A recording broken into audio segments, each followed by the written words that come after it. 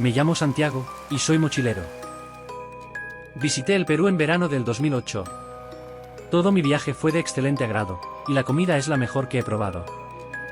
Debo decir que me enamoré del Perú. Pero en mi última excursión, en Iquitos, en medio de la selva peruana, tuve la experiencia más insólita que haya podido tener en toda mi vida de viajero.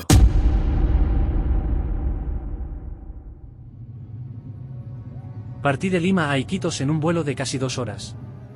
Al llegar tuve que contratar a alguien que conociera la selva lo suficiente como para hacer un recorrido seguro. Fue así como terminé encontrando a Juan, un lugareño de pueblo que me ayudaría con mi aventura. Salimos de un albergue lejos de la ciudad, con dirección a la selva profunda. Juan me contaba de sus experiencias con los viajeros, y de los protocolos que debía seguir estando en la selva. Solo se podía escuchar el ruido de los monos, las aves e insectos. Cuando teníamos que descansar, dormíamos en nuestras carpas. Y cuando debíamos reanudar el camino, agudizábamos nuestros sentidos ante cualquier amenaza. Era una convivencia de riesgo constante con la naturaleza. Todo andaba bien, hasta que se desató una lluvia torrencial. Los truenos hacían brincar la tierra.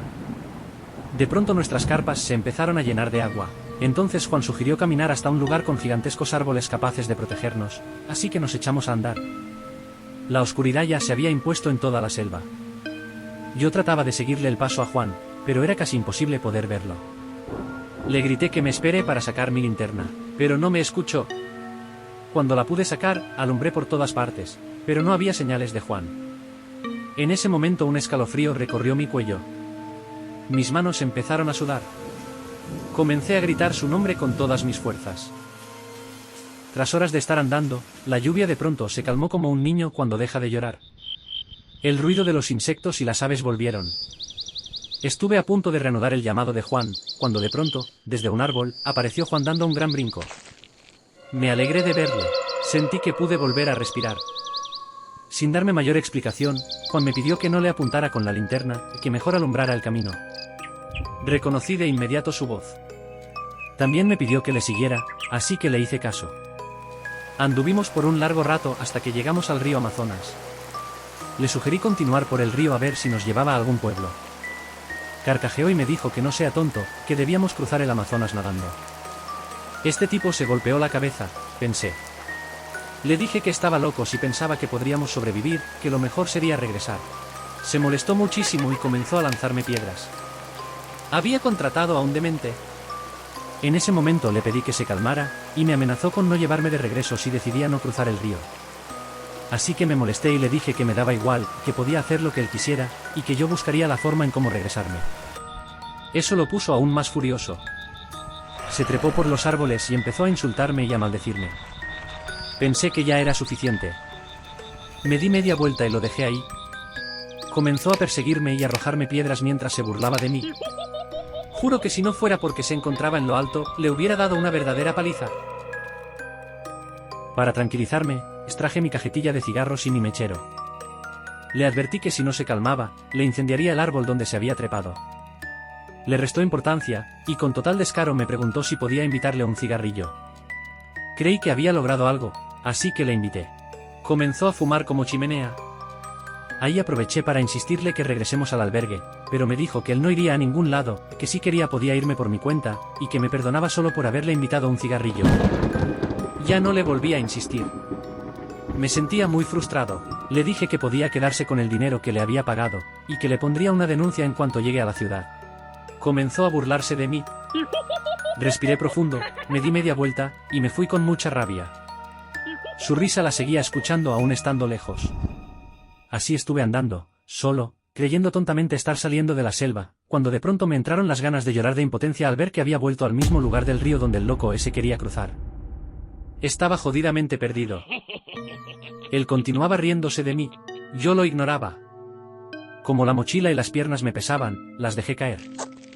Me eché sobre mi mochila y mis ojos entraron en la oscuridad del más profundo sueño. Desperté al día siguiente en un hospital de Iquitos. ¿Cómo carajos fui a parar ahí? No tengo la más mínima idea. La enfermera llamó al doctor en cuanto vio que había despertado. Cuando llegó, el médico me preguntó por mi nombre y mi edad, mientras revisaba mis signos vitales. Finalmente dijo que ya me encontraba estable, e hizo pasar a Juan con los demás guías. En ese momento quería romperle la cara a golpes, pero me contuve. Juan me preguntó por qué no le había seguido. Desde luego le increpé, le dije que era un sinvergüenza, y que no le quería volver a ver por lo que me había hecho. Todos quedaron perplejos, sin saber qué decir, sobre todo Juan. Entonces me preguntó que qué era lo que él me había hecho. Yo le pregunté con sarcasmo si, ¿acaso le parecía poco el haber querido que cruzara el Amazonas nadando? ¿O el arrojarme piedras mientras me perseguía trepando los árboles? Decir eso los dejó aún más perplejos. Juan me aseguró que él no había hecho nada de eso. Dijo que me había perdido en la oscuridad de la selva cuando salimos a buscar refugio por la lluvia. Dijo que gritó mi nombre, pero que nunca aparecí, así que fue por sus amigos para ayudarlo a encontrarme. También dijo que me encontraron luego de 4 días, totalmente deshidratado y hablando incoherencias. Ahora era yo el impactado. Pregunté que quién había sido entonces ese loco tirapiedras. La enfermera dijo que probablemente había alucinado por la deshidratación, pero uno de los amigos de Juan se horrorizó de repente, y aseguró que había tenido un encuentro con el Chuyachaki, y que había sido muy afortunado. Me preguntó si le había dado algo. Le conté lo del cigarrillo. Me dijo que al Chuyachaki le gustaba mucho fumar. Desde luego pregunté por ese tal Chuyachaki, ¿quién era? Juan contestó, un demonio de la selva, capaz de tomar la forma de cualquier animal o persona.